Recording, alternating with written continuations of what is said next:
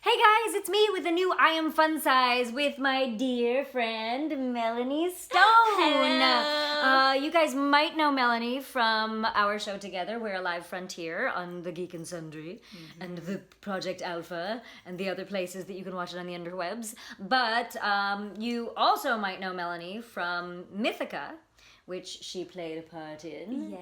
Very fancy. And she has an upcoming movie called Little Women that you can all check out. So she's in town doing some promo for it, so I forced her to stay at my house against her will. And but no, seriously, I feel like she is a fantastic person to be asking for bits of fun-sized wisdom because she is a tremendous fun-sized human being. Yes. And she has also been very inspirational to me recently.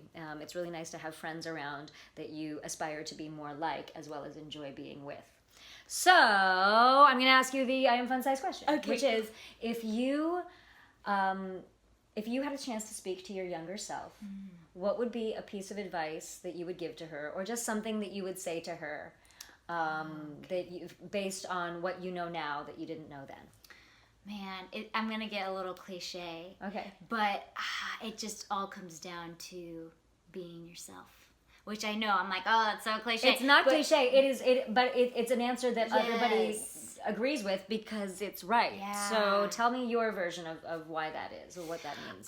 I think sometimes as an adult, as you grow, I mean, it doesn't just happen overnight, but you make like little tiny steps that get away from who you are, and you do it. I mean, I did it to maybe get approval or whatever it was, but I got to this point where I realized that okay, I'm not myself and I'm not happy, so why am I doing this? And I'm not making anybody else happy, so it all came back to like, well, I need to be myself and screw it.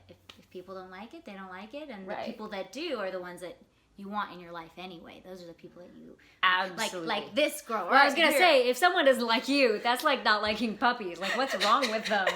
Something is seriously wrong with a human being if they don't like Melanie Stone.